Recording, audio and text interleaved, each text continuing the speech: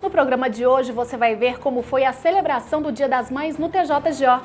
Sistema de postagem eletrônica otimiza o trabalho dos servidores. No quadro Histórias de Adoção você confere um relato emocionante de uma mãe.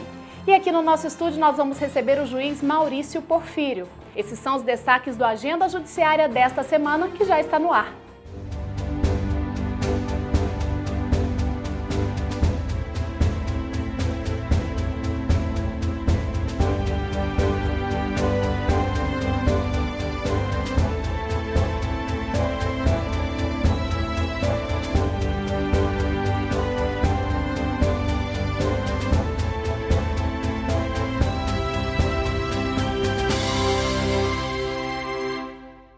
O Judiciário goiano prestou várias homenagens às mães durante a semana. Confira. As ações tiveram início na quarta-feira, quando foi montado um bazar no TJGO. Estavam à venda roupas, acessórios e outros itens. Simultaneamente, o Fórum Cível da Comarca de Goiânia recebeu a Feira do Cerrado.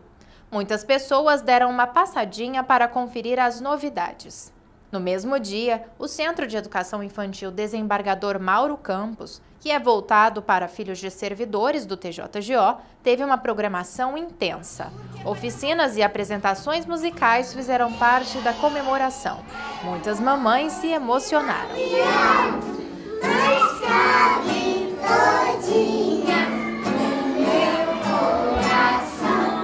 Na quinta-feira, as homenagens continuaram. Com organização da Diretoria de Recursos Humanos, o Espaço Mãe foi montado no Salão Nobre da Corte. Servidoras puderam fazer maquiagem e as unhas ao longo de toda a manhã. Eu acho que tudo quanto é comemoração alegra o dia delas. Então eu acho que tudo quanto é comemoração que é feita, principalmente o Dia das Mães, que a gente deixa os nossos filhos em casa e vem trabalhar, tem que ser comemorado. No mesmo espaço, o presidente do TJGO, desembargador Gilberto Marques Filho, participou de um café da manhã com as mães do Poder Judiciário. Entre as felicitações, o presidente fez um anúncio que agradou a elas. O Centro de Educação Infantil não fechará as portas. O dia foi encerrado com a palestra Os 7 Hábitos das Mães Altamente Poderosas, que foi ministrada no TJGO e no Fórum Cível da Comarca de Goiânia. Tatiane Deandela deu dicas de como otimizar o tempo para conciliar profissão, educação de filhos e satisfação pessoal. Uma mulher poderosa é aquela que sabe realizar para si, que sabe se valorizar, que sabe valorizar os seus próprios pontos fortes. Nós vamos falar muito sobre isso, identificação de talentos, foco neles, não foca no negativo, porque se você focar no negativo você vai atrair, quanto mais a gente foca naquilo que a gente não tem, menos a gente passa a ter. Então é melhor a gente focar nas qualidades, nos talentos que nós temos, se sentir poderosa mesmo, porque isso vai fazer muita diferença para toda a família. O sistema de postagem eletrônica tem otimizado a prestação jurisdicional no TJGO. Acompanhe. Agora, intimações, citações e notificações podem ser feitas em um clique. Antes do sistema de postagem eletrônica, o processo era feito manualmente. Antes de implantarmos o sistema de postagem eletrônica, as intimações, citações e notificações eram feitas manualmente, ou seja, o servidor tinha que confeccionar o mandato, depois tinha que dobrar, envelopar, carimbar, encaminhar para os correios, enfim, tinha todo um procedimento que demorava muito tempo, consumia muito tempo do servidor que estava disponibilizado para essa atividade. Agora não, agora nós já encaminhamos eletronicamente a intimação direto para os correios, que distribui também de forma eletrônica para a sua central, que fique mais próxima do endereço onde deve ocorrer a notificação, intimação ou citação, e ela efetivamente ocorre de uma forma bem mais rápida do que ocorria antigamente. Implantado em todos os juizados da comarca de Goiânia, o sistema desafogou a divisão de postagem do TJGO. É o que explica o diretor Vinícius Camapum. Hoje, em média, são expedidas 15 mil cartas nos 11 juizados. Avaliando no geral, o tribunal teve um grande ganho com isso, né? A celeridade com os processos, né?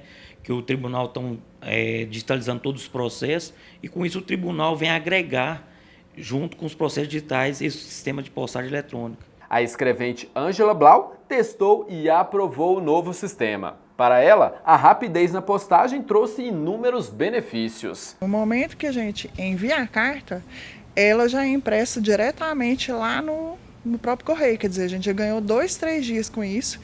Fora que as cartas agora, ela tem um identificador, que nem um rastreio de encomenda de objeto. Então fica bom para os advogados que eles podem rastrear o que aconteceu com a correspondência e informar, inclusive, novos endereços, adiantar para a gente. Veja agora algumas decisões tomadas pelos magistrados goianos nos últimos dias. Construtora terá de indenizar proprietária por demora na entrega de imóvel. A Prime Incorporações e Construções foi condenada a rescindir o contrato de compra e venda de apartamento, assim como ao pagamento de valor de R$12 mil a uma mulher a título de dano moral, em razão da demora na entrega do apartamento comprado pela autora da ação. A decisão unânime é da 6ª Câmara Civil do TJGO, tendo como relator o desembargador Norival Santomé. Condenado o motorista que passava por praça de pedágio sem pagar. O motorista goiano, dono de um caminhão, terá de pagar R$ 7.978 à concessionária da rodovia Presidente Dutra, que administra a BR-116, no trecho que liga os estados do Rio de Janeiro e São Paulo. Ele evadiu das praças de pedágio por 237 vezes entre agosto de 2011 e dezembro de 2012, sem pagar. A decisão é da 5ª Câmara Civil do TJGO, que por unanimidade seguiu o voto do relator, desembargador Olavo Junqueira de Andrade. E a seguir, no dia 25 de maio, será comemorado o Dia Nacional da Adoção. E para falar sobre esse assunto, vamos receber o juiz Maurício Porfírio. É daqui a pouco.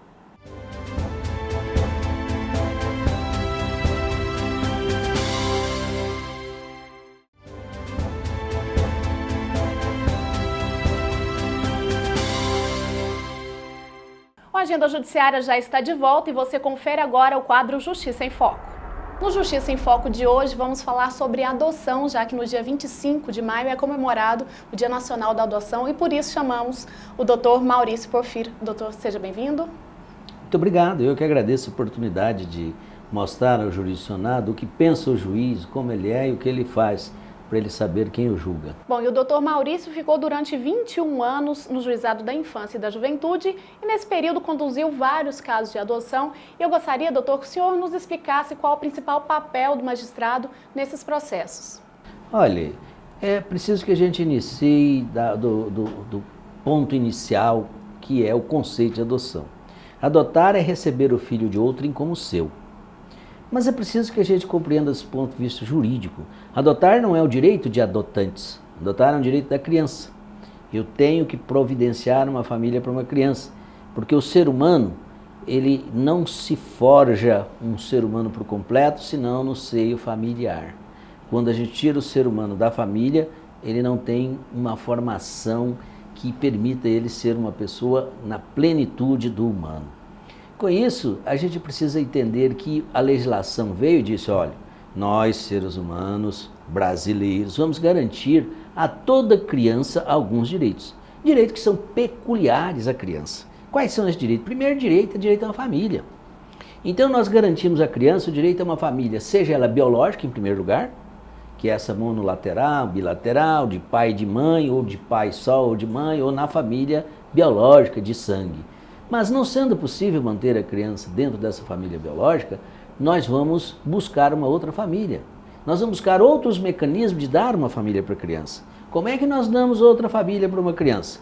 Através da tutela, da guarda e da adoção. São as 3 formas de colocação em família substituta. A guarda é apenas temporária ou se retira parte do poder familiar do pai e da mãe e entrega para o guardião. No caso da tutela, quando a criança é órfã, nomeia-se um tutor para poder ser essa família substituta. E por fim, a adoção, que é a forma mais plena de colocação em família substituta. Então, quando a gente faz isso, a gente precisa de uma família. E essa família então se cadastra.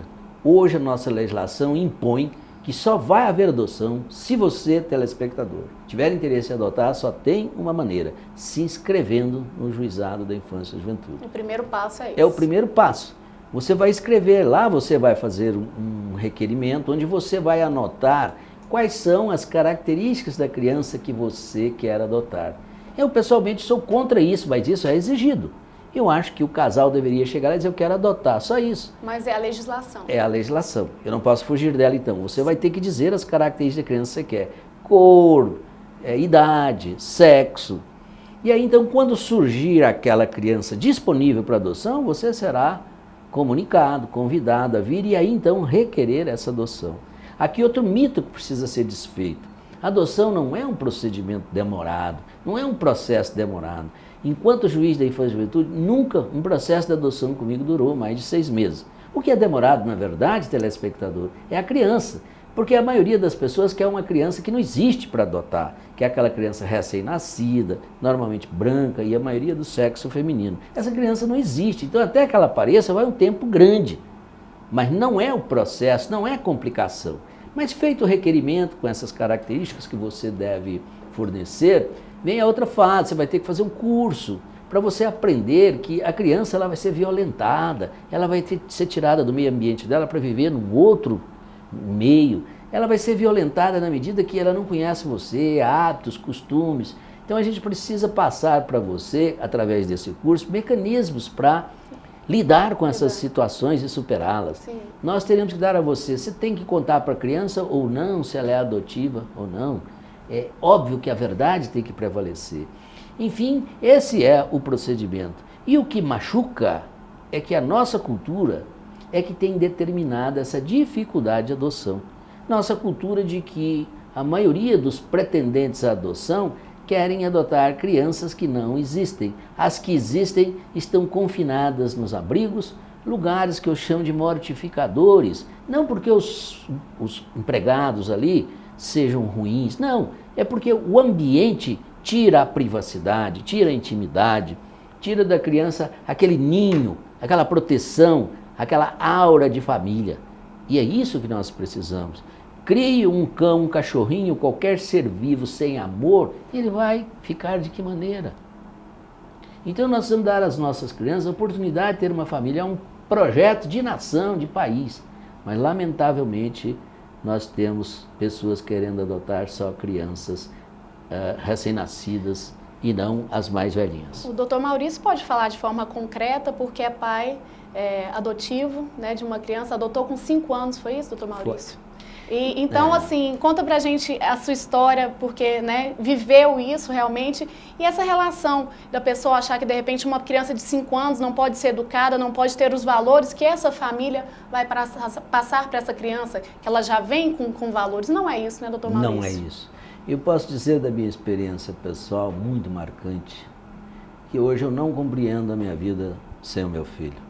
Ele está com quantos anos hoje, doutor? Hoje ele tem 28, 29 anos. Sim. Eu não compreendo a minha vida sem ele. Porque filho não é aquele que tem o seu gene. Porque veja bem, eu escrevi um livro onde eu procurava mostrar que paternidade e maternidade são fenômenos socioafetivos e não biológicos. E aí então, tinha um Decebal, um amigo do Paraná, que adotou 10. E eu falava para ele, eu estou escrevendo um livro dizendo, olha, pai é o que cria, é o que dá amor. Como que eu vou me livrar do vínculo do DNA? Ele disse para mim, doutor Maurício, muito fácil, porque se fizer o exame de DNA em você, nós vamos encontrar genes do homem de Neandertal, de europeu, de negro, de índio, eles não são seus pais nem mães. Sim. Então, o gene não é um patrimônio da espécie. Meu filho não tem que ter o meu gene para ser meu filho, porque esse patrimônio é do ser humano. Tanto é que nós temos, eu tenho gene de africano, de americano, de índio. Somos todos iguais mesmo, né? Então não é isso que define paternidade ou maternidade. Eu ainda faço uma perguntinha básica. Se você, telespectador, descobrisse que você foi trocado na maternidade, a sua relação de afeto com seu pai e sua mãe mudaria? Então é esse o jogo que tem que ser jogado. É o amor que vai definir tudo.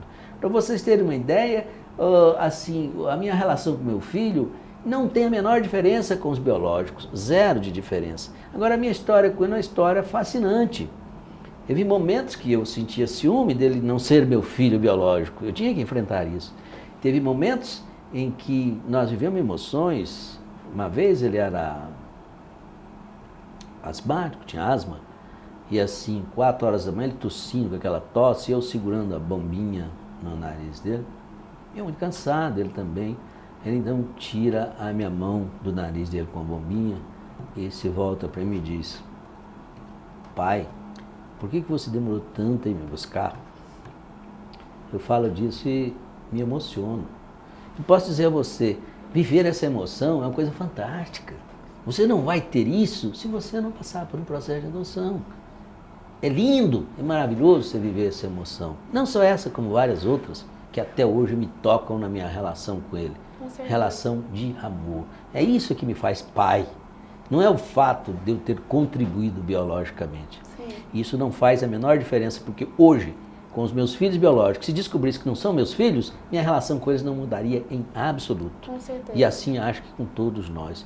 Então, eu acho que você, telespectador, faz parte do problema e faz parte da solução. Nós precisamos compreender que adotar não é necessariamente arrumar um filho. Se você quer arrumar um filho, só isso, não vai dar muito certo. O que você tem que arrumar é uma pessoa para amar, para dar carinho, para construir aquela pessoa, para participar da construção, e não segundo seus valores. Porque você não cria o filho para ser uma cópia sua, você não cria o filho para ser uma resposta aos seus problemas, você não cria o filho para não errar como você errou, para ter os acertos que você não teve. Você cria um filho para o mundo, para a vida. Você nem quer protegê-lo porque ele precisa aprender a se defender, a lutar pela vida. E isso a gente faz não é para quem tem o sangue da gente, não. A gente faz é para outro ser humano. Tá certo. Doutor Marius Porfírio, obrigada por ter vindo aqui, ter contado essa história pra gente e esses conhecimentos todos que são muito importantes. Obrigado. Eu que agradeço a oportunidade de falar desse instituto e, ao falar dele, as pessoas ouvirem, tentar discutir isso e dar uma nova visão para a sociedade desse instituto que é o da adoção. Agradecido por isso. Ok. Esse foi o Justiça em Foco de hoje. Até o próximo. O Agenda Judiciária vai para mais um intervalo. Voltamos daqui a pouco.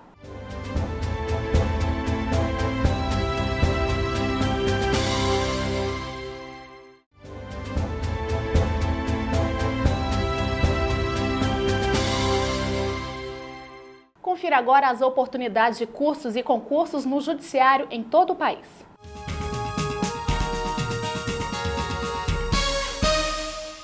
A Procuradoria-Geral do Acre está com inscrições abertas para o concurso destinado a preencher 10 vagas, sendo uma reservada a pessoas com necessidades especiais na função de Procurador do Estado Classe 1.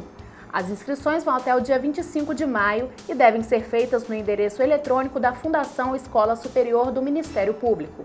No estado de Minas Gerais, a Câmara Municipal de Alto Rio Doce publicou o edital de abertura das inscrições do concurso público para o provimento de uma vaga para o cargo de advogado. As inscrições podem ser feitas até o dia 3 de agosto no site da Associação dos Municípios da Microrregião da Mantiqueira.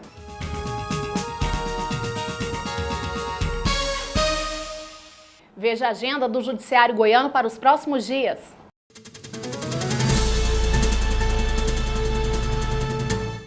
Nesta quarta-feira, dia 24, o Tribunal de Justiça do Estado de Goiás vai promover uma caminhada no Parque Flamboyant em comemoração ao Dia da Adoção. Já na sexta-feira, dia 26, o presidente do TJGO, desembargador Gilberto Marques Filho, será homenageado na 36ª Exposição de Orquídeas de Piracanjuba, da qual é patrono.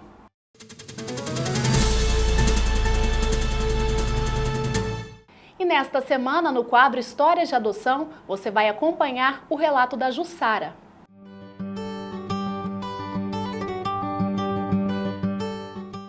Eu nasci em Brasília, em 1961. Com 5 anos de idade eu vim para cá. Eu sou filha adotada também. Eu sempre falava, eu trabalhava no centro cirúrgico, todo mundo sabia que eu queria ter um filho adotivo. E uma colega minha, conheci uma pessoa que queria dar a criança. Aí ela me procurou. A gente foi no juiz, passou por todo o processo. Antigamente era mais fácil, a criança ficava com você enquanto ficava correndo o processo. Com quase 1 ano de processo, eu adotei o Pedro. O Pedro estava com 1 ano e 8 meses, aí eu sempre falava que eu queria ter uma outra criança, para ele não ficar sozinho. Apareceu a Maria José mais ou menos da mesma forma. A mãe tinha vindo do Piauí, grávida, não podia contar para os pais que estava grávida. Ficou numa casa de apoio a mulheres gestantes, a criança nasceu, ela não podia ficar na casa. Aí ela que está. Ela foi no juiz também, sabe? Foi destituído o padre Coteiro, e a Maria José que tem 20 anos. Aí eu mudei para Goiânia, porque minha mãe estava ficando idosa e porque lá em Brasília eu tinha 2 empregos. Em Brasília tudo é muito longe, muito difícil. Então estava muito difícil para ser mãe e trabalhar em 2 locais, né? E os meninos estavam ficando muito só. Eu resolvi mudar para cá. Minha mãe morava naquela chácara ali em frente, eu comprei essa casa, reformei e mudei. E aí eu tinha que arrumar um outro emprego, para não ficar só nenhum lá em Brasília, né? Porque com filho, e eu sozinha. Arrumei um emprego de 1 semana em Umas. Aí trabalhei num posto de saúde lá no Conselho Tutelar.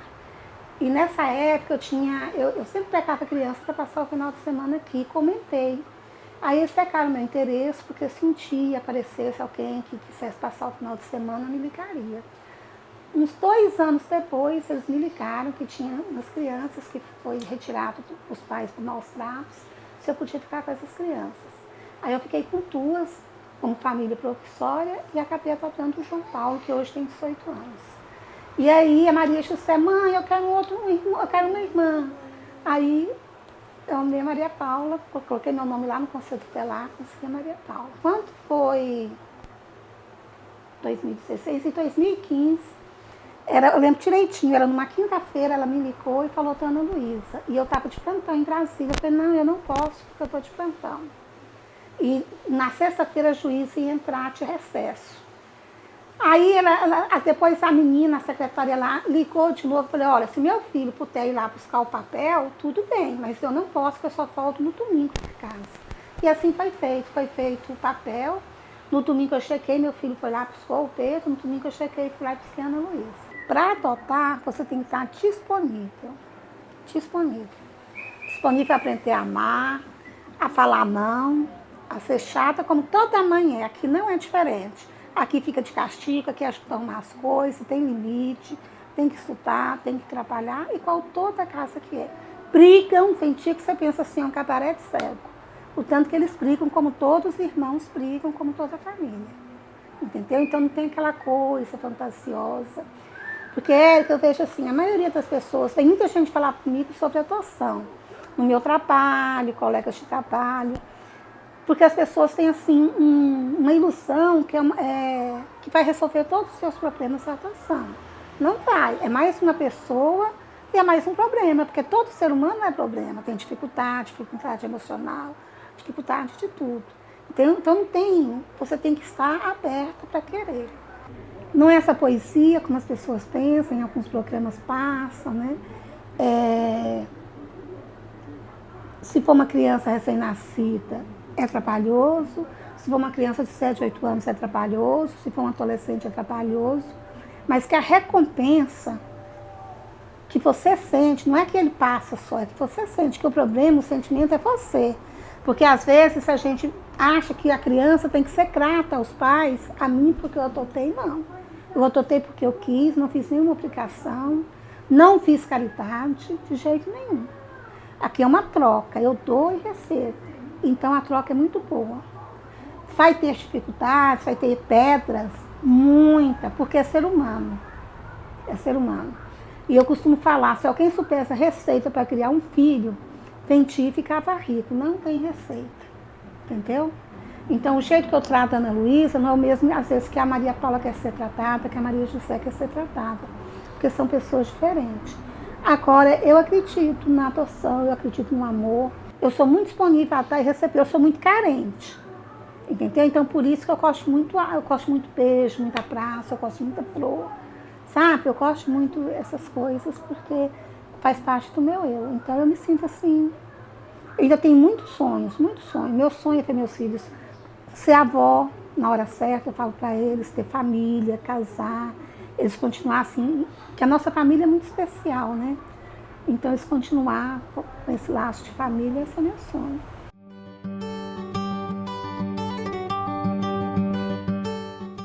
E essa edição do Agenda Judiciária fica por aqui. Uma ótima semana para você e até o próximo programa.